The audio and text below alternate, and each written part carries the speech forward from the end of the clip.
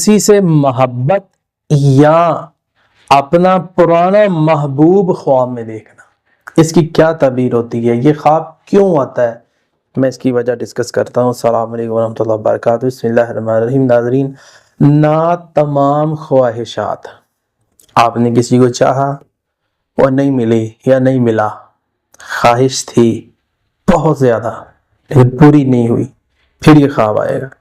इसी तरह पुरानी यादें किसी से वाबस्ता थी, किसी को याद करता रहता था, किसी की यादों में मगन रहता था, उसकी किसी के इश्क में मगन रहता, फिर ये ख्वाब है।